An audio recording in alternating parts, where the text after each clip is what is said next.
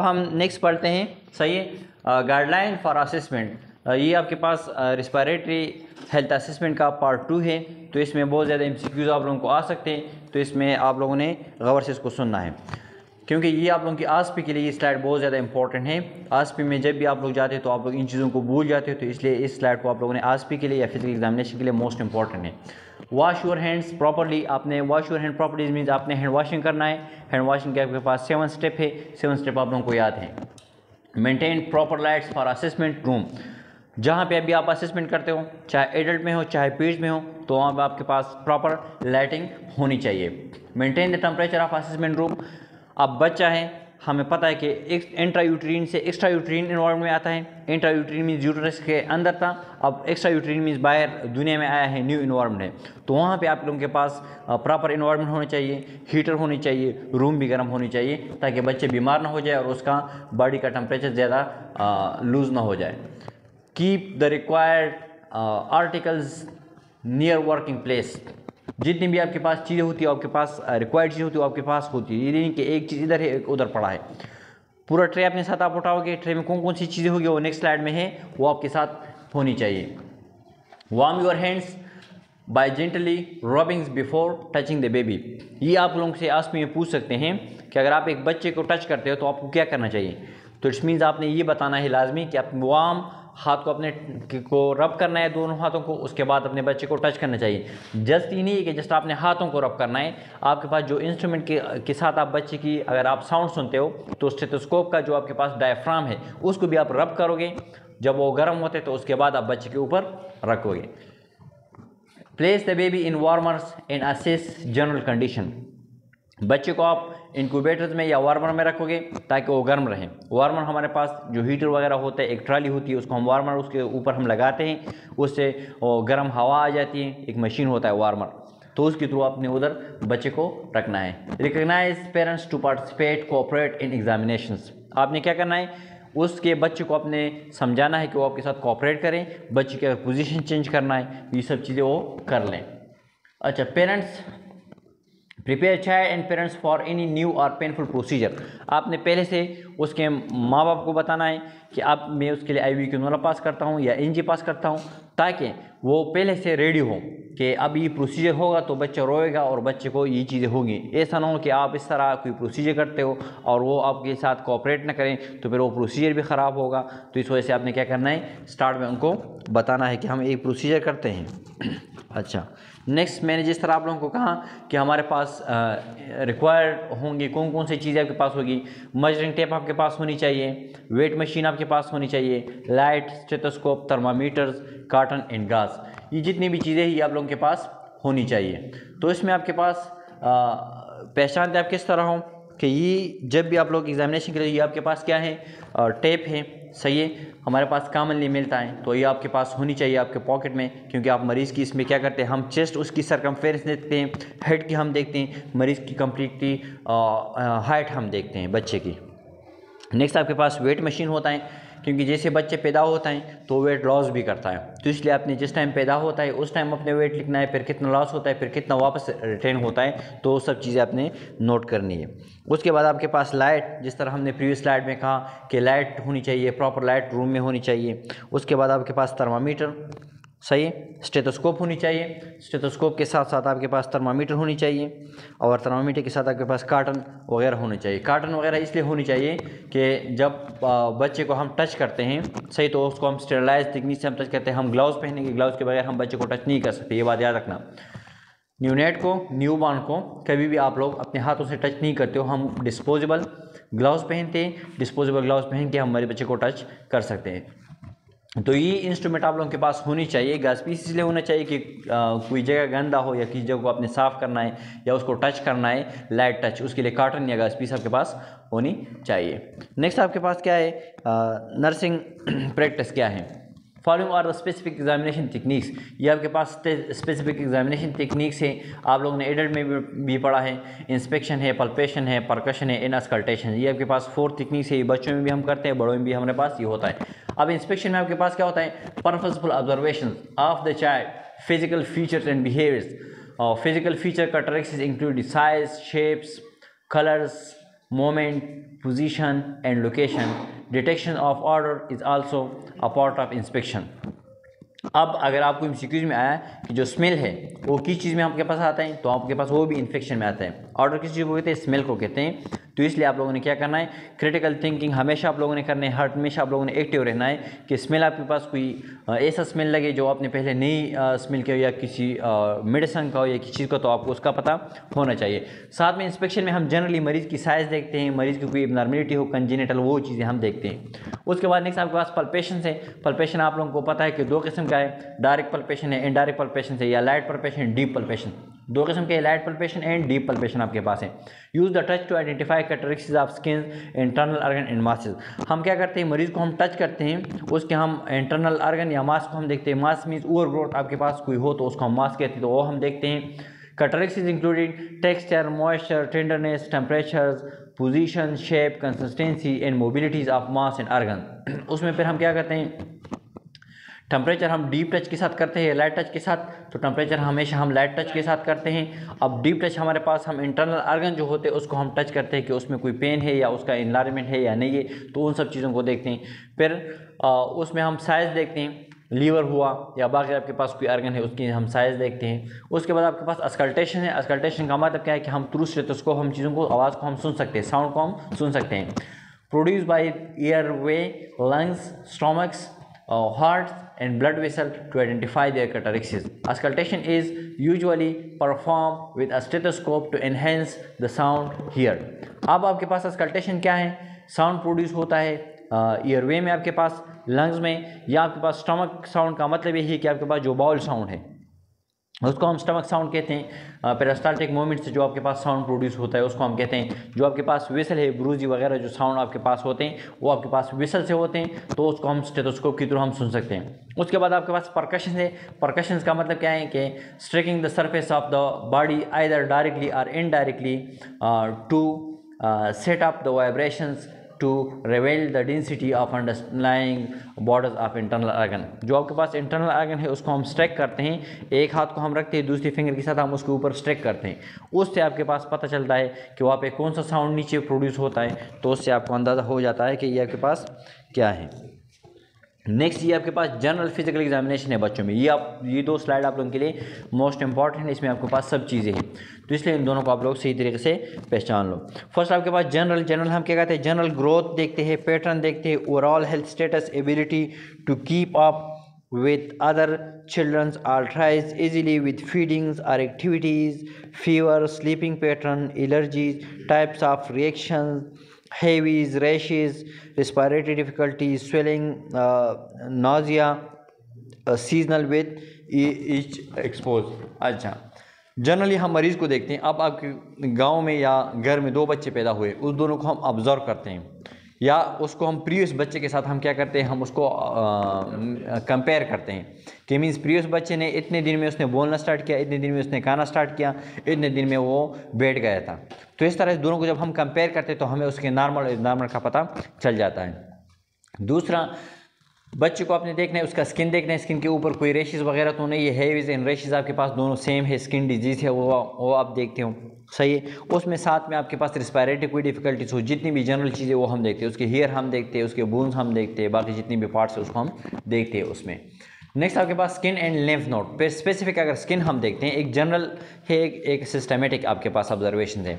General observation में general हम head to to हम देखते हैं। अब सिस्टमेटिक में स्किन अगर हम देखते हैं, स्किन में हम क्या क्या देखते हैं, रेशेस हम देखते हैं, स्किन आपके पास ड्राई है कि ड्राई नहीं है, एचिंग स्किन के ऊपर खारिश वगैरह है कि नहीं है, चेंज इन स्किन कलर्स और टेक्सचर, स्किन कलर की चेंज या टेक्सचर शेप को कहते हैं, उसका शेप तो चेंज नहीं हुआ है, कलर तो चेंज नहीं हुआ है, टेंडेंसी या ब्रूजिज कोई ब्लूइश कलरेशन तो उसके ऊपर नहीं है, सोलन और टेंडरनेस लिम्फ ग्लैंड्स, कोई स्वेलन या लिम्फ नोड की स्वेलिंग तो नहीं है। लिम्फ नोड आपके पास जिस जगह पे वो आप लोगों को पता है, प्रीवियस सेमेस्टर में आप लोगों ने पढ़े थे, तो उसमें लिम्फ नोड में हम क्या करते हैं, उसको हम पल्पेट करते हैं, तो उसमें कोई स्वेलिंग वगैरह तो नहीं है। उसके बाद हमारे पास हेयर इन नेल्स को हम देखते हैं, hair loss, change in hair और टेक्सचर, यूज डाइज और chemical on hairs, abnormal abnormality of nails growth और कलर। फिर हम हेयर देखते हैं, हेयर में आपने कोई डाई मीन्स कोई आर्टिफिशियल कलर तो नहीं लगाया है, नॉर्मल कलर उसका किस तरह है, उसका टेक्सचर किस तरह है, किसी जगह पे है किसी जगह पे नहीं, तो वो सब चीज़ें हम उसमें हेयर में हम देखते हैं। इस तरह हम नेल्स को देखते हैं, नेल्स हेल्दी है या अनहेल्दी है, या नेल्स की जितनी भी आपके पास डिजीज़ है वो है कि नहीं है। उसके बाद हेड में हम क्या देखते हैं, उसके हेडेक के बारे में हम पूछते हैं, सही है, मीन्स उसके हेडेक, हम बच्चे का हेडेक हमें किस तरह पता चलेगा, वो बार बार बच्चे की में किसी भी जगह पे बच्चे को पेन हो तो उसका हमें पता किस तरह चलता है, बच्चे में किसी जगह पे पेन हो उसका हमें पता इस तरह चलता है कि अगर वो बार बार इस जगह पे हाथ रखता है और रोता है तो इसमें उस जगह पे उसका पेन है। ये ट्रिक्स होते हैं बच्चों में, आप लोग उसको पहचान लो, सही है। उसके बाद आपके पास आइज है, विजन्स प्रॉब्लम्स आपके पास होते हैं, स्क्विटिंग आई मीन्स दोनों अलग साइड पे वो देखते हैं, मीन्स एक साइड पे हो जाते हैं, उसको हम स्क्विटिंग आइज कहते हैं। और उसके बाद आपके पास क्रॉस आई एक इधर होता है एक इधर होता है, इसको हम क्रॉस आई कहते हैं। जो उसका ब्लैक होता है वो अपोजिट जाते हैं। लेजी आई मीन्स उसका जो ये आईलेट होता है वो ड्रॉप होता है, उसको हम लेजी आई कह सकते हैं। वियर ग्लासेस के लिए बनाए हैं नहीं बनाए, उसका नज़र काम करता नहीं। आई इन्फेक्शन, बार बार उसको आई इन्फेक्शन होता है नहीं होता है। रेडनेस, टीयर्स या बर्निंग, रबिंग्स, स्वेलिंग आईलेट्स वगैरह है कि नहीं। जो इन्फेक्शन होता है वो उसमें आपके पास रेडनेस भी होगी, आईलेट स्वेल भी हो सकता है, और ये चीज़ें इसमें हो सकती है। उसके बाद ईयर है, ईयर में हम ईयर इन्फेक्शन हम देखते हैं, फ्रीक्वेंटली डिस्चार्ज फ्रॉम ईयर होता है कि नहीं होता है, और ट्यूब्स इन ईयर के अंदर कोई ट्यूब है कि नहीं। ये हमारे पास बाहर से हम ट्यूब लगाते हैं, उस ट्यूब हम लगाते हैं जब वो नहीं सुनता है। हियरिंग लॉस होगा तो उसमें आपके पास नॉइस और question, inattentiveness, wear hearing test, hearing aids and cochlear implants. अच्छा, अब इसमें ये है कि जब आपको आवाज़ सुनाई नहीं देती, आप आवाज़ नहीं सुन सकते हो, तो आपका कोक्लियर जो है वो काम नहीं करता है। तो हम क्या करते हैं, आर्टिफिशियली बाहर यहाँ पे कोक्लियर हम इम्प्लांट करते हैं, वो ईयर के बाहर इससे बैक साइड पे लगता है, सही। तो कोक्लियर को हम न्यूली यहाँ पे इम्प्लांट करते हैं, तो उससे फिर वो क्या करते हो, आवाज़ आपको सुनाई देता है और आप उसको सुन सकते हो। नाइस, नोज़ एंड साइनस आपके पास है। नोज़ हम देखते हैं कि उसकी पेटेंसी है कि नहीं है, नोज़ ब्लॉक है कि ब्लॉक नहीं है। उसके बाद माउथ एंड थ्रोट है, माउथ एंड थ्रोट में हम देखते हैं कि उसके टीथ है कि नहीं है, गम्स में देखते हैं कोई इन्फेक्शन देखते हैं, ये चीज़ें हम देखते हैं। नेक्स्ट आपके पास cardiacs and haematological, heart murmurs, anaemias, hypertension, cyanosis, oedemas, rheumatic fevers and chest infection, सही। ये चीज़ें हम देखते हैं उसमें आपके पास हार्ट मर्मर क्या होता है, जब आपके हार्ट इन्वॉल्वमेंट तो हार्ट के नॉर्मल साउंड के एक मर्मर साउंड होता है, वही होता है आपके पास। इनीमिया होता है, हाइपरटेंशन होता है, साइनोसिस हो, एडीमा हो, ये चीज़ें हम देखते हैं। चेस्ट एंड रेस्पिरेशन में हम क्या देखते हैं, troubles breathing, choking episodes, cough, wheezing, cyanosis, expose and tuberculosis and other infection. Chest में आप लोगों को पता है कि बच्चों में ट्यूबरक्लोसिस ज़्यादा होते हैं, तो उसमें हम ट्यूबरक्लोसिस या चेस्ट इन्फेक्शन वो हम देखते हैं। गैस्ट्रोइंटेस्टाइनल में हम क्या देखते हैं, हम बाउल मूवमेंट हम देखते हैं, फिर उसकी फ्रीक्वेंसी हम देखते हैं, कलर हम देखते हैं, रेगुलरिटी हम देखते हैं, कंसिस्टेंसी एंड डिस्कम्फर्ट हम देखते हैं, ब्लीडिंग हम देखते हैं कि रेक्टल से हो या ओरल से हो, या आपके पास मलीना हो या आपके पास दूसरे फ्रेश ब्लड हो स्टूल में, नाज़िया, वोमिटिंग एंड एपिटेट हम देखते हैं। बच्चे वो कुछ नहीं खाते 2-3 दिन से, तो इसमें उसको क्या है, एपिटेट है, उसको भूख नहीं लगता है, तो इसमें उसको कोई मसला है, तो इसलिए उसको भूख नहीं लगता है। यूरिनरी सिस्टम पर हम देखते हैं, अर्जेंसी उसको है, डिस्यूरिया है, ड्रिबलिंग है, स्ट्रेंथ ऑफ यूरिन हम देखते हैं, टॉयलेट ट्रेंड देखते हैं, age, when day and night dryness attends enuresis. तो उसमें हम देखते हैं कि उसमें वो कब यूरिन पास करता है, बेड वेटिंग करता है कि नहीं करता है, यूरिन किस टाइम वो पास करते हैं। रिप्रोडक्टिव में हम कहते हैं प्यूबेसेंट चाइल्ड का मतलब ये है कि उसके जो प्यूबर्टी के साइन सिम्टम है उसमें हम देखते हैं कि मीन्स उसके हेयर आते हैं नहीं आते हैं, बाकी चीज़ें हम उसमें देखते हैं। फीमेल में हम क्या देखते हैं, मेंसेस ऑनसेट देखते हैं कि मेंसेस उसकी कब स्टार्ट होते हैं, मीन्स प्यूबर्टी का एज उसका क्या है। अमाउंट हम देखते हैं कितने amount, duration, frequency, discomfort, problem, vaginal discharge and breast development. Vaginal discharge का मतलब कि कभी कभी इस तरह होता है कि विजाइनल से एक्स्ट्रा फ्लूइड आते हैं, तो उसको मल्टीपल डिजीज़ में आ सकते हैं, तो उसको फिर डॉक्टर को दिखाना चाहिए। मेल में आपके पास प्यूबर्टी ऑनसेट हम देखते हैं एमिशंस, एरेक्टाइल्स एंड पेन और discomfort for penis, swellings and pain in testis. तो उसमें हम देखते हैं यहाँ पे हमारे पास वेरिकोज, यहाँ पे हमारे पास मल्टीपल डिजीज़ हो सकते हैं, या हर्निया हो सकता है आपके पास, या वेरिकोसिस वो आपके पास हो सकता है, जो टेस्टिस के इर्द गिर्द आपके पास जो फ्लूइड जमा हो जाते हैं, सही। अच्छा, बहुत आपके पास दोनों में हम सेक्सुअल सेकेंडरी कैरेक्टरिस्टिक्स हम उसमें देखते हैं। मस्कुलस्केलेटन हम देखते हैं, इसमें वीकनेस है, डायमिनेश है, पुअर कोऑर्डिनेशन है, सही है। अच्छा, पुअर कोऑर्डिनेशन से या कुछ और हैं। और न्यूरोलॉजिकल में हम क्या है, ब्रेन हेड इंजरी, सीजर और ये चीज़ हम देखते हैं। ये सब चीज़ें आप लोगों ने पढ़ी हैं। ये स्लाइड थोड़ा सा बोरिंग है, इसलिए आप लोगों ने ये सब चीज़ें पढ़ी। अब जो आप लोगों के लिए जो न्यू है, एप्गार स्कोर है आपके पास है। एप्गार स्कोर पे मैंने एक अलग वीडियो बनाई है, उसमें उसके साथ इमेजेस भी है, वो आप लोग देख सकते हो। लेकिन इसमें आपके पास एप्गार का मतलब क्या है कि आपके पास जब मरीज़ पैदा हो जाता है तो वो उसके जो अपीयरेंस को हम देखते हैं उस टाइम। जैसे मरीज़ पैदा होते हैं तो उस टाइम हम उसका एप्गार स्कोर चेक करते हैं। उसमें हम पहले हम अपीयरेंस देखते हैं। बच्चा ब्लू है, पेल है तो उसको 0 मार्क्स देंगे। बॉडी पिंक है, एक्सट्रीमिटीज़ ब्लू है तो उसको हम 1 देंगे। फुल पिंक है तो उसको हम 2 देंगे। एक्सट्रीमिटीज़ ब्लू का मतलब है कि उसके हाथ और पाँव जो है वो ब्लू होंगे। उसके बाद आपके पास क्या है, पल्स हम देखते हैं। एब्सेंट है तो 0 मार्क्स देंगे। बिलो 100 है तो उसको हम 1 देंगे, क्योंकि एडल्ट में आपके पास 100 तक नॉर्मल है, लेकिन बच्चों में आपके पास जब पैदा हो जाते हैं उस तक 100 से कम हो तो उसके पास नॉर्मल है। ओवर 100 है तो उसको हम 2 मार्क्स देंगे। इस तरह हमारे पास ग्रेमेसिस, नो रिस्पॉन्स है, उसका कोई रिस्पॉन्स नहीं है। और फेशियल ग्रेमेसिस है, क्राइंग है। मीन्स क्राई को हम क्या कहते हैं, जो आवाज़ निकालते हैं उसको हम क्या ग्रेमेसिस कहते हैं। अगर उसका फेशियल ग्रेमेसिस है, वो क्राई करने की कोशिश कर सकता है, उसका फेशियल चीज़ें चेंज हो सकती है स्ट्रक्चर, लेकिन वो क्राई नहीं करता है तो उसको हम क्या कहते हैं, 1 देंगे। और क्राइंग 2 है तो उसको हम 2 देंगे। उसके बाद आपके पास एक्टिविटी हम देखते हैं। फ्लूसिड है, बिल्कुल मतलब वो हरकत नहीं कर सकता है, उसको हम क्या कहते हैं, 0 देंगे। सम फ्लेक्शन करते हैं तो उसको हम 1 देंगे। नॉर्मल मूवमेंट है तो उसको हम 2 देंगे। आर मीन्स रिस्पायरेशन है, एब्सेंस है, इरेगुलर, गैस्पिंग एंड रेगुलर। तो ये हमारे पास रिस्पायरेशन में फिर हम देखते हैं कि मरीज़ के एब्सेंट है तो 0 मार्क्स देंगे। इरेगुलर या गैस्पिंग, गैस्पिंग हम उसको कहते हैं जब मरीज़ मरने के करीब होते हैं, उसको हम गैस्पिंग कहते हैं।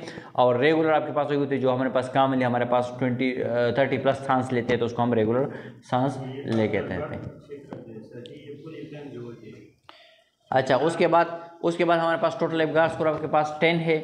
स्कोर ऑफ 7 to 10 आपके पास होगा तो उसमें कंसिडर हम नॉर्मल करेंगे। स्कोर आपके पास 4 to 6 रिक्वायर होगा तो उसको हम रिस्टेशन मेजरमेंट कहेंगे। स्कोर आपके पास 3 और बिलो रिक्वायर्ड होगा तो उसको हम इमीडिएट रिस्टेशन करेंगे। अब इसका मतलब क्या है, रजिस्ट्रेशन का मतलब क्या है, आपके पास अगर 3 होगा या 3 से बिलो होगा तो इमीडिएट रजिस्ट्रेशन मीन्स उसको हम CPR करेंगे या उसको हम वेंट पे डालेंगे। और 4 to 6 होगा तो हम रिक्वायर्ड है उसके लिए, फिर हम उसकी कंडीशन को देगा, इंप्रूव करते हैं तो हम नहीं करते, बिलो आता है तो फिर हम उसमें करते हैं। 7 to 10 आपके पास कंसिडर होता है, नॉर्मल आपके पास कंसिडर होता है। हमारे पास जनरल ऑब्जर्वेशन में हमारे पास क्या है, before starting the examination take a minutes to observe the baby. Examination start करने से पहले आपने क्या करना है, बेबी को एक नज़र देखना है 1 मिनट के लिए, ताकि उसको आप ऑब्जर्व कर ले, उसके मूवमेंट को आप ऑब्जर्व कर ले, उसके फेस को आप ऑब्जर्व कर ले कि बेबी किस तरह है। What is the baby colour, baby का कलर किस तरह है। ऑब्जर्वेशन में आप पहले कलर देखोगे, उसके बाद in general does the baby look ill or well, generally आप देखो कि बेबी बीमार है या हेल्दी है। Is the baby normal active, क्या बेबी नॉर्मल एक्टिव है आपके पास कि नहीं है। इज़ द क्राई नॉर्मल, जब वो क्राई करता है वो नॉर्मल है कि एबनॉर्मल है। Are they any obvious malformations, क्या उसमें कोई अदर एबनॉर्मलिटीज़ है कि नहीं है। How is the baby look such as with genetic syndromes like Down syndrome, कोई उसको जेनेटिक साइंड्रोम है कि नहीं है, डाउन साइंड्रोम हो या कोई और कोई डिजीज़ उसको है या उसको नहीं है। नेक्स्ट हमारे पास क्या है, inspection of the skin, skin की इंस्पेक्शन अगर हम करते हैं, स्किन कलर हम देखते हैं, टेम्परेचर देखते हैं, टेक्सचर देखते हैं, एंड मॉइस्चर देखते हैं। स्किन पे बहुत ज़्यादा पसीने को हम मॉइस्चर कहते हैं, ड्राई आप लोगों को पता है या ड्राई है, या उसके टेक्सचर, उसके शेप्स को हम देखते हैं कि उसका शेप किस तरह बना हुआ है। नर्सिंग प्रैक्टिस में हमारे पास क्या है, the degree of dehydration or weight loss cause by dehydration can be estimated from the times it takes tint skin to turns to its natural colors। अब इसमें क्या है कि जब आप बच्चे से बहुत ज़्यादा डिहाइड्रेट हो जाती है तो इट मीन्स उसका कलर वो क्या होता है, चेंज हो जाता है। कुछ टाइम में उसको वेट लॉस करता है, कुछ वीक्स में फिर वो क्या करते हैं, वो वापस अपनी उसको गेन करते हैं। वो आगे डिटेल आप लोग पीरियड्स में पढ़ोगे, ठीक। लेकिन जनरली आप लोगों ने ये परसेंटेज थोड़ा सा याद रखना है कि weight loss from dehydration time to returns to normal, normal में कितने में फिर वो आ सकता है। नेक्स्ट आपके पास ये इंपॉर्टेंट है, ये 3 चीज़ें ये आप लोगों को MCQ में आ सकते हैं, सही। प्लेथोरा आपके पास क्या है, प्लेथोरा आपके पास फ्लश रेड अपीयरेंस में इंडिकेट पॉलीसाइथीमिया, ये आपके पास क्या है, फ्रेश रेड अपीयरेंस आपके पास है, ये आपके पास शो करता है पॉलीसाइथीमिया। जिस तरह आप लोगों को इमेज है, इमेज में आप लोग देख सकते हो, यहाँ पे क्या है, रेड अपीयरेंस है आपके पास फेस इस जगह पे, इसको हम क्या कहते हैं, प्लेथोरा हम कह सकते हैं। नेक्स्ट आपके पास क्या है, पेलर्स, pale appearance may indicates anemia or compromise of cardiac cardiac status. इसमें हमारे पास क्या होता है, मरीज़ कंप्लीटली, इस इमेज में आप लोग देख लो, उसकी आई की स्केलरा को आप लोग देख लो, यहाँ पे कंप्लीटली आपके पास क्या है, वाइट नज़र आ जाते हैं, से उसमें कोई रेड कैपिलरीज आपके पास नज़र नहीं आते हैं। नेक्स्ट आपके पास जाइंडस है, तो जाइंडस में इमेज आप लोगों को देखो, उसकी आई को देख लो, क्लियरली आपको येलो कलर आपके पास आई है, कंप्लीटली येलो है, तो उसको हम क्या कहते हैं, जाइंडस कहते हैं। Yellow appearance of skin and sclera में इंडिकेट हाइपर बिलिरुबिनिया। सही, हर उसकी क्या होती है, उसके ब्लड में बिलिरुबिन लेवल आपके पास ज़्यादा हो जाते हैं, टिश्यू में भी आपके पास उसका स्किन भी आपके पास इस तरह येलो नज़र आता है, जिस तरह आपके पास आई में इंटरनल स्केलरा आपके पास नज़र आ जाता है। ये आपके पास 3 में से आप लोगों को MCQs आ सकते हैं, इसको आप लोगों ने याद रखने हैं। येलो आपके पास में बिलिरुबिन लेवल ज़्यादा होता है आपके पास, येलो में आपके पास क्या होता है, उसमें एनीमिया की वजह से आपके पास हो सकता है, उसमें ब्लड की कमी की वजह से होता है। ये आपके पास क्या है, प्राइमरी स्किन लीजन आपके पास है, एसोसिएटेड कंडीशन आपके पास है, तो ये आपके पास डिफरेंट स्किन के है, आपके पास मैक्यूल है, पेचिस है, पेप्यूल है आपके पास, नोड्यूल्स है आपके पास, ट्यूमर्स है आपके पास, एनवेस्कस है, ये उसकी कैटरेक्सिस है, उसकी ड्यूरेशन आप लोगों को पता है। तो इस तरह की चीज़ें आप लोगों को इमेज में आप लोगों को आ सकते हैं, आसपी में प्रीवियस दफ़ा आए भी थे, तो ये भी आप लोगों को आसपी में आ सकते हैं, ये हमने 3rd सेमेस्टर में ये चीज़ें पढ़े हैं। ये अगर आप देखो, पेस्ट्यूल आपके पास है, बुल आपके पास है, इनव्हील्स आपके पास है, तो ये सब हमने प्रीवियस सेमेस्टर में पढ़ा है, इसको आप लोगों रिवाइज कर लो। अब हम आ गए हेड पे, मरीज़ की हेड से हम स्टार्ट करते हैं, टो तक हम आएंगे कि उसके हेड, हम बच्चे की हेड हम किस तरह मेजर करते हैं। Observe the colour in shape of the head, first आप शेप और उसकी कलर को देख लो, उसके बाद मेजर कर लो सर्कमफेरेंस उसका 33 to 35, ये आपको MCQs में आ सकते हैं कि हेड का नॉर्मल सर्कमफेरेंस आपके पास 32 to 55 है, ये आपके पास MCQs में आपके पास आ सकता है।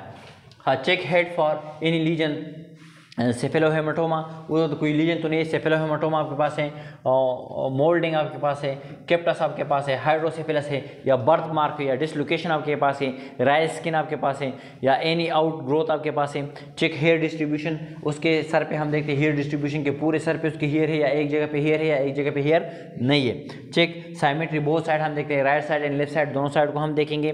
पल्पेट इंटीरियर एंड पोस्टीरियर फ्रंटेला, उसके 2 फ्रंटेला होते हैं, यहाँ पे एक आपके पास फ्रंटल फ्रंटेला होता है, यहाँ पे आपके पास बैक होता है, आगे इमेज में आपके पास है, तो उस दोनों को हम क्या कहते हैं, पल्पेट करते हैं, क्योंकि ये फ्यूज नहीं होता है। कब फ्यूज होता है वो आगे स्लाइड में है। नेक्स्ट आपके पास सेफेलोहेमाटोमा। अब अगर आपको हॉस्पिटल की जाते हो, वहाँ पे आपके वार्ड में आपकी ड्यूटी लगी, तो आपको सेफेलोहेमाटोमा आप किस तरह पहचानते हो, ये आप देख लो, अगर इस तरह और ग्रोथ था यहाँ पे, तो उसको हम क्या कहते हैं, सेफेलोहेमाटोमा। यहाँ पे इस तरह ग्रोथ था, उसको हम क्या कहते हैं, सेफेलोहेमाटोमा हम उसको कहते हैं। नेक्स्ट आपके पास क्या है, मॉडलिंग्स। मॉडलिंग में क्या होता है, उसका ई शेप उसके बैक साइड पे होता है, तो ये बैक साइड पे चलता है, उसको हम क्या कहते हैं, पूरा सर जो है बैक साइड पे चलता है, इसको हम कहते हैं मॉडलिंग हम कह सकते हैं। नेक्स्ट आपके पास क्या है, केप्टस। केप्टस में क्या होता है, आपके हेड जो होता है उसमें स्विलिंग हो जाती है, जब हम उसको पल्पेट करते हैं तो उसके अंदर बहुत ज़्यादा स्विलिंग हो जाती है, तो इस वजह से केप्टस में बहुत ज़्यादा स्विलिंग होती है। नेक्स्ट उसके पास आपके पास क्या, हाइड्रोसेफेलस। हाइड्रोसेफेलस में क्या हो जाता है, यहाँ पे देख लीजिए आपके पास नहीं, यहाँ पे फ्लूइड ज़्यादा हुए, सीधी हाइड्रोसेफेलस में आपके पास फ्लूइड की मकदार ज़्यादा हो जाती है। उसके बाद आपके पास क्या है, बर्थ मार्क है, ये आप लोग देखते हो बर्थ मार्क होते हैं, ये उसके आर्म पे हैं, ये फेस पे भी हो सकते हैं, रेडनेस का कोई मार्क हो, या उसके बैक साइड पे भी हो सकते हैं, डिफरेंट मार्क्स उसके होते हैं। वो मार्क कौन से, वो आगे स्लाइड में हमारे पास मार्क्स हैं कि कौन कौन से मार्क्स उसमें है। अब नेक्स्ट हमारे पास एक एक हम पढ़ते हैं, हेड सर्कमफेरेंस। हेड सर्कमफेरेंस हम पढ़ते हैं, उसमें हमारे पास क्या है, measure around the widest part of the head centimetres, this should be avoid the eyebrow and ear. आपने क्या करना है, ईयर से अबव और आईब्रो के सामने, यहाँ से इस तरह आपने जाना है, यहाँ तक इस तरह आपने क्या करना है, सर्कमफेरेंस हम देखना है। जो आपके पास इंच टेप होता है, इंच टेप के थ्रू हम क्या कहते हैं, उसको हम मेजर करते हैं। नॉर्मल उसका आपके पास क्या होगा, 33 से 55 तक आपके पास हो गई, ये आपके पास एवरेज है, 33 से 55 तक आपके पास एवरेज है। आप मैक्रोसेफेली आपके पास है, और एक आपके पास मैक्रोसेफेली है, माइक्रोसेफेली एंड मैक्रोसेफेली आपके पास है। अच्छा, generally newborn's head above half of the body length wait in centimetre plus 10 centimetre, ये आपको MCQ में आ सकता है कि जनरली अगर हम उसको मेजर करते हैं तो पूरे बॉडी का वो 10 सेंटीमीटर उससे प्लस होगा, उसके हेड से पूरी बॉडी का 10 सेंटीमीटर हम उसके साथ ऐड करते तो आपके पास सेम आ सकता है। माइक्रोसेफेली आपके पास क्या है, small of the head. Head आपके पास क्या होगा, माइक्रो मीन्स छोटा, माइक्रो के वर्ड से पता चल जाता है कि माइक्रो मीन्स छोटा। अक्सर हम देखते हैं कि इंसान बड़ा होता है लेकिन उसका सर जो होता है वो छोटा होता है, तो उसको हम क्या कहते हैं, माइक्रोसेफेलिया हम कहते हैं। Generally due to poor brain growth, उसमें क्या होता है, ब्रेन की ग्रोथ नहीं होती है, ब्रेन जो होता है उसकी ग्रोथ नहीं होती है टाइम पे। It can be isolated findings और it may be associated with genetic syndrome और जेनेटिकल इन्फेक्शन। ये जेनेटिकल सिंड्रोम हो या जेनेटिकल इन्फेक्शन हो, कोई भी वजह हो, लेकिन जब उसका सर छोटा रहता है, क्यों छोटा रहता है, इसलिए छोटा रहता है क्योंकि उसके ब्रेन ने क्या किया, डेवलपमेंट नहीं किया, ब्रेन ने ग्रोथ नहीं किया। अब मैक्रोसेफेलिया क्या कहते हैं, excessive head size, head size आपके पास बड़ा हो जाता है, may be associated with hydrocephalus and dwarfism. Hydrocephalus उनको हम कहते हैं जिसका सर बड़ा होता है, ड्वार्फिज्म जो छोटे कद के होते हैं लेकिन सर उसका बड़ा होता है, तो उसमें ये कॉमनली होता है दोनों में कि उसका हेड जो होता है वो नॉर्मल 33 से 35 तक होता है, लेकिन उससे वो ज़्यादा हो सकता है। ये आप लोग देख लो, आपके पास ये नेक्स्ट स्लाइड जो है इसमें आप लोग देख लो, सिजिटल सूचर आपके पास है, ये सिजिटल सूचर आपके पास है, ये पोस्टीरियर फ्रंटेला, ये यहाँ पे क्या है, पोस्टीरियर फ्रंटेला, ये आपके पास इंटीरियर फ्रंटेला आपके पास है। कोरोनरी सूचर आपके पास है, ये आपके पास इंटीरियरली। ये आप लोगों को आसपी में ये चीज़ें पूछ सकते हैं, अगर वहाँ पे कोई बेबी रखा उसने वो आपसे पूछेंगे कि जो आपके पास फ्रंटल फ्रंटेला है, इंटीरियर फ्रंटेला आपके पास है, तो उसको आपके पास किस सूचर के साथ वो मैच हुआ है, क्योंकि इस तरह के क्वेश्चन हम आसपी में बच्चों से पूछते हैं कि जो आपके पास ये फ्रंट है तो ये आपके पास कौन सा सूचर है, और ये आपके पास बैक पे कौन सा सूचर के, पोस्टीरियर फ्रंटेला जो है वो किस सूचर ने मिल के बनाए हैं। लिम्बाइड सूचर प्लस आपके पास सिजिटल सूचर मिलके यहाँ पे आपके उन्होंने उसमें बनाया है। तो इस तरह की चीज़ें आप लोगों से पूछ सकते हैं, तो इसलिए आप लोगों ने ये सूचर याद करने हैं, हेड पे आप लोगों ने सूचर्स को याद रखने हैं। हाँ, the suture are separated between the bones of the skulls that have not yet joint. अभी तक ये क्या है, जॉइंट नहीं हुए, ये क्या हुए, जॉइंट नहीं हुए एक दूसरे के साथ। The fontanelles are formed at the insertion of the sutures where the bones are not yet fused. Fontanelles are covered by the tough membrane tissue that protect the brains. The posterior frontala close between the 2 to 3 months. Posterior 2 to 3 months में close होता है. The interior frontala and suture are palpable up to the age of 18 month. ये 18 month तक यहाँ पे हम इसको palpate कर सकते हैं। फ्रंट पे यहाँ पे होता है, 18 मंथ तक यहाँ पे आप हाथ रखो तो ये आपको पल्पेट हो सकता है। ये आपके पास 2 to 3 मंथ आपके पास के बाद ये पोस्टीरियर आपके पास क्लोज होता है। तो ये आप लोगों के एमसीक्यूज में भी आ सकते हैं, आस में भी आपसे ये पूछ सकते हैं कि फ्रंटेल आपके पास कब क्लोज हो सकते हैं। नेक्स्ट आपके पास क्लियरली इमेज में आप लोग देख लो, ये आपके पास इंटीरियर फ्रंटेला है, ये आपके पास पोस्टीरियर आपके पास है, पोस्टीरियर आपके पास लिम्बॉइड सूचर्स के पास या और साथ में आपके पास ऑक्सीपिटल बोन वो मिलते हैं, और साथ सिजिटल सूचर जो आता है उसकी वजह से वो क्या होते हैं यहाँ पे मिलते हैं। और फ्रंट पे आप लोगों को पता है इंटीरियर फ्रंटेला एंड पोस्टीरियर फ्रंटेला, ये दो आप लोग पहचान लो, ये आप लोग एमसीक्यूज में भी आ सकते हैं, आस्क में भी आपसे इसके क्वेश्चंस पूछ सकते हैं। Length measurement, the child must lie flat and be straight out to full length. Length should be measured from the top of the head to the bottom of the feet. Top of head से लेकर bottom of the feet तक हम length major करते हैं।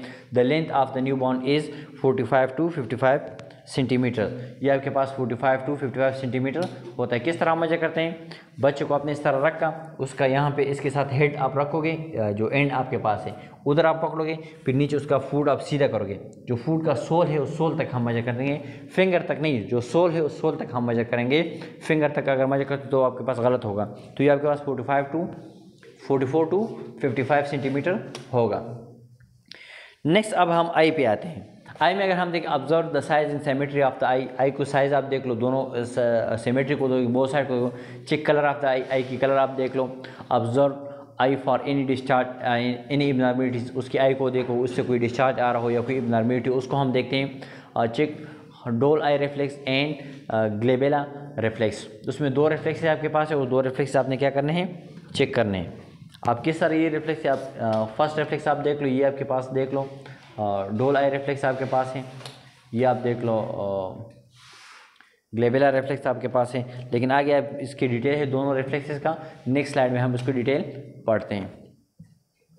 अच्छा, डोल आई reflex आपके पास क्या आते हैं, turn the head slowly to right and left watching the position of the eye. आपने क्या करना है, बच्चे का इस तरह हेड है उसको अपने स्लोली राइट साइड पे लेफ्ट साइड पे अपने हेड उसको टर्न करना है, लेकिन आपने जस्ट वॉच किस करना है, आई को अपने वॉच करना है।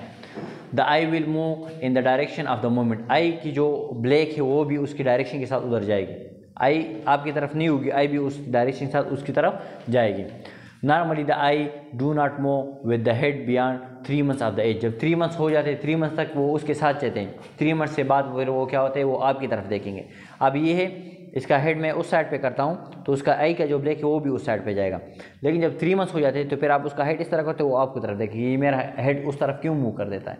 सही, तो ये आपके पास क्या है, डोल्स आई रिफ्लेक्स। ये रिफ्लेक्सेस आप लोगों को आसपी में आ सकते हैं और आप लोगों को इसकी इमेज भी आ सकते हैं, तो इसलिए आप लोगों ने इसको पहचानना है कि ये किस तरह की इमेज है।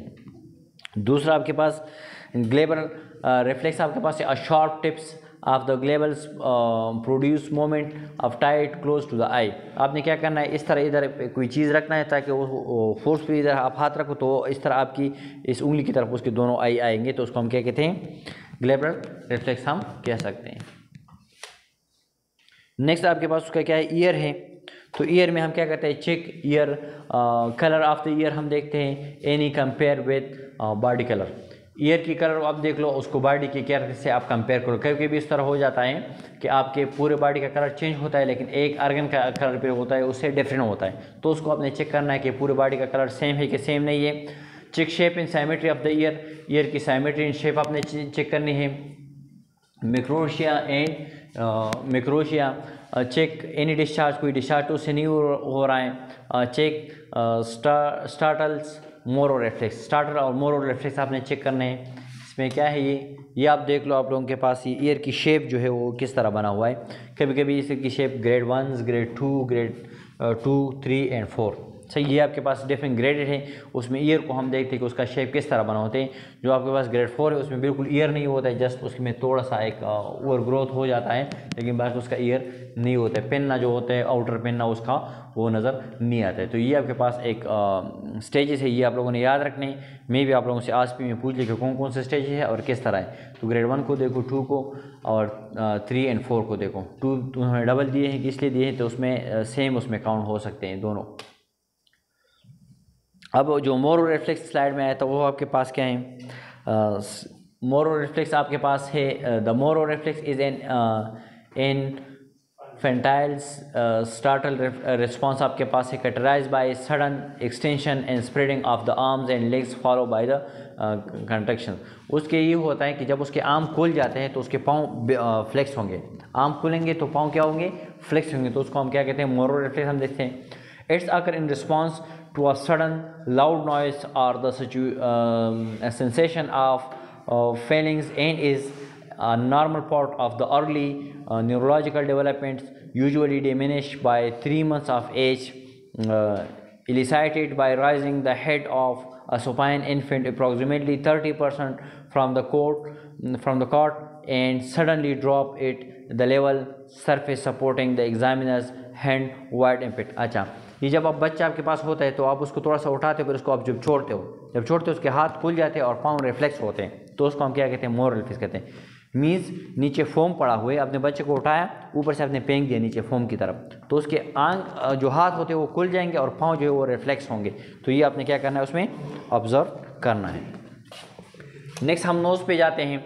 नोज़ में आपके पास क्या है, observe shape and colour of the nose, nose की शेप एंड कलर आपने देखते हैं। पल्पेट द नेजल ब्रिज, ये आपके पास जो टॉप होता है ये इसको ब्रिज कहते हैं। ये क्या है आपके पास, ब्रिज, टॉप लाइन जो है इसको क्या कहते हैं, ब्रिज कहते हैं। चेक फॉर नेजल सेप्टम, दोनों सेप्टम को आपने देखने हैं कि कोई ब्लॉकेज तो नहीं है। Check nostril for any types of discharge, nostril को आपने देखने हैं कि उसमें कोई डिस्चार्ज वगैरह तो नहीं आ रहे हैं। नेक्स्ट आपके पास है माउथ, ओरल हम देखते हैं। Observe colour of the lips, lips colour हम देखते हैं, अगर ब्लूइश है या साइनोसिस है तो इसमें ऑक्सीजन की कमी, हम उसको ऑक्सीजन लगाएंगे। Check for cleft lips and cleft plates, दो किस्म के एब्नॉर्मलिटी उसमें हो सकते हैं, या आपका लिप्स जो है वो हाफ होगा या आपका जो हार्ड प्लेट या सॉफ्ट प्लेट है उसमें वो आपके पास हाफ हो सकता है। Observe oral cavity for any abnormalities, oral cavity को आपने देखना है कि कोई भी एब्नॉर्मलिटी उसमें है तो उसको आपने देखना है। Check gag reflex, rooting reflex and sucking reflex, ये 3 रिफ्लेक्स है हमारे पास। आगे स्लाइड में है कि गेग रिफ्लेक्स आपके पास क्या है, रोटिंग रिफ्लेक्स आपके पास क्या है एंड सकिंग रिफ्लेक्स आपके पास क्या है।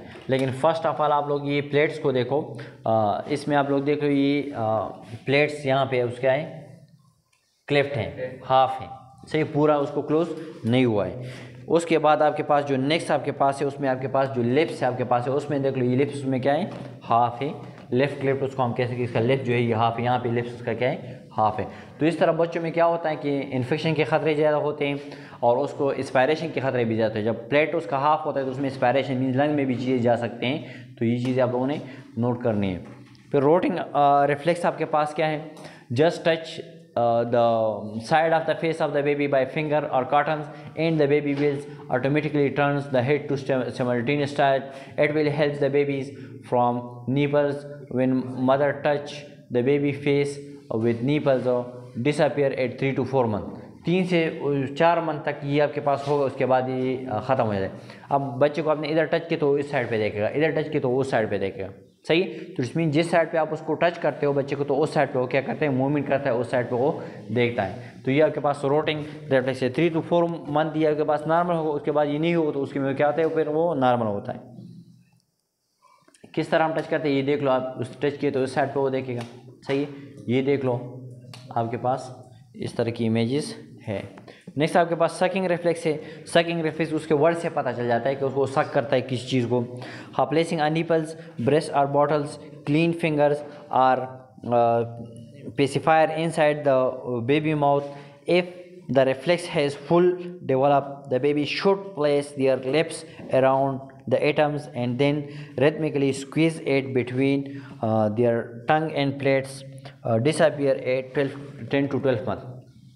इसमें क्या है आपके पास कि जब बच्चे को आप कोई उंगली देते हो, मीन साफ ग्लव्स आपने पहने होंगे डिस्पोज, वो उंगली आप उसको दे सकते हो, या आपने हाथ साफ धोए तो वो उंगली उसके मुंह में आप रख सकते हो, या आपने उसको निपल दे दिया या ब्रेस्ट उसको फीडिंग आप दे रहे हो, तो वो क्या करते हैं फिर उसको प्लेट और लिप्स के बीच में वो उसका है तो उसको सक कर देता है ताकि उसको ब्लड आ जाए। तो उसको आपके पास ये 10 to 12 मंथ तक आपके पास ये होता है रिफ्लेक्स नॉर्मली। आप फिर उस बाद में ये होता है कि फिर वो पहचानता है, फिर वो उंगली अगर आप उसके मुंह में रखते हो उंगली वो आपको सक नहीं करेगा, सही।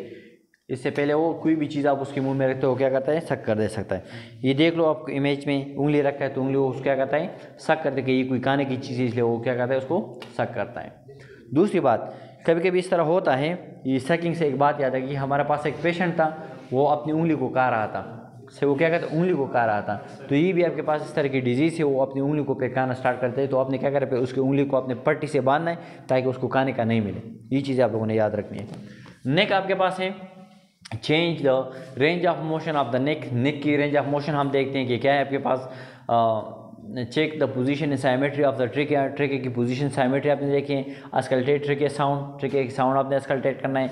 Check carotid pulsation and check tonic neck reflex. Tonic neck reflex आपने चेक करना है और साथ में आपने कैरोटिड पल्सेशन आपने चेक करनी है। अब टॉनिक नेक रिफ्लेक्स आपके पास क्या है, put the baby in supine position and turn the head of one side. आपने बेबी को सुपाइन पोजीशन पे लेटाया, उसका एक साइड पे आपने उसको क्या क्या घुमाना है। There is extensive of the arm and leg on the side to which head is turns and flexion of the arm and leg on the counter lateral sides. Disappear 4 to 6 month. तो आपने क्या करना है, बच्चों को अपने एक side पे पहचाने, लेग एंड आर्म उसका क्या होगा, उस साइड पे वो टर्न होगा। इमेज में आप लोगों को क्लियर हो जाएगा, ये देख लो आप लोग। हाँ, इमेज में आप देखो ये आपके पास, नेक्स्ट इमेज में आप लोग देख लो, ये बच्चे को आपने इस तरह घुमा दिया। अगर आप उसके राइट साइड पे टच करते हो या उसको रोटेट करते हो तो उसका लेफ्ट ये पाँव जो है वो बैक उस साइड पे आ जाएगा, खुद फ्लेक्स होगा। 4 to 6 मंथ तक ये आपके पास होता है इस तरह। एक पाँव उसका सीधा होगा, दूसरा उसका क्या होगा, फ्लेक्स होगा, क्योंकि जिस साइड पे वो देखता है उस साइड पे वो सीधा होगा, जो दूसरी साइड पे देखता है तो वो दूसरा फ्लेक्स होगा। ये बच्चों में 4 to 6 मंथ तक इस तरह होता है। नेक्स्ट हमारे पास चेस्ट हम देखते हैं। ऑब्जर्व द चेस्ट शेप हम देखते हैं, नॉर्मल बैरल शेप आपके पास चेस्ट का होता है। Counter normal number of ribs, आपने रिब्स को भी काउंट करनी है कि आपके पास टोटल कितने रिब्स है बच्चे की। Observe the position in symmetry of the nipples. Position in symmetry of the nipples, जो आपके पास निपल्स होते हैं मेल में भी फीमेल में भी, उस दोनों को आपने ऑब्जर्व करना है कि वो सेम पोजीशन पे है कि सेम पोजीशन पे नहीं, मिड क्लेविकल लाइन पे है कि नहीं है आपके पास। Auscultate breath sound, breath sound को आपने क्या करना है, अस्कल्टेट करना है। Check apical pulse, apical pulse भी आपने क्या करना है, साथ में चेक करने के एपिकल पल्स उसके है या नहीं है। अब हमारे पास क्या है, रेंज क्या है आपके पास पल्स का, ये आप लोगों ने फंडामेंटल ऑफ नर्सिंग में ऑलरेडी पढ़े भी है, लेकिन जस्ट रिवाइज कर लो। न्यू बॉर्न का 30 to 60 आपके पास रेंज होगा, 1 ईयर का 20 to 40 होगा, 3 ईयर का 20 to 30 होगा, 6 ईयर का 16 to 22 होगा आपके पास, 10 ईयर का 16 to 20 होगा, 17 ईयर का 12 to 20 एंड सो ऑन। आपके पास क्या है, 12 to 20 आपके पास रेंज है आपके पास। ये रेंज आप लोगों ने याद रखना है, मे भी एमसीक्यू में आप लोगों को पीड्स का रेंज आ जाए। उसके बाद आपके पास ग्रोथ एंड डेवलपमेंट हमारे पास है। न्यू बॉर्न्स जब पैदा हो जाते हैं तो उसमें आपके पास हार्ट रेट नॉर्मल कितना होता है, 100 to 170 होता है। इन्फेंट का 2 ईयर तक 80 to 130 होता है, 2 to 6 ईयर का 70 to 120 होता है, 6 to 10 ईयर का आपके पास 70 to 110 होता है एंड 10 to 16 ईयर का आपके पास 60 to 100 होता है। ग्रोथ एंड डेवलपमेंट में उसने क्या लिखा है, the location of apical impulse change at the child rib cage. ये आप लोगों से आज पे में ये क्वेश्चन पूछ सकते हैं, आप लोगों से ये क्वेश्चन आज पे भी पूछ सकते हैं और ये एमसीक्यूज में भी आ सकता है कि आपके पास जो बच्चे का एपिकल पोजीशन है वो चेंज होता है। कब चेंज होगा, in children under 7 year old it is located at the 4th intercostal space just middle to the left mid clavicle lines. In children who are 7 year old it is located at the 5th intercostal space. 4th intercostal space से फिर 5th intercostal space तक ये change हो जाता है left mid clavicle line तक। तो ये आप लोगों ने याद रखना है कि जब बच्चा पैदा हो जाता है तो उसका जब हम एपिकल पल्स हम अगर देखते तो आपके पास 4 इंटरकास्टल स्पेस पे होता है, जब वो 7 ईयर से अबव होता है तो उसका फिर वो चेंज होता है 5th इंटरकास्टल स्पेस तक वो चला जाता है।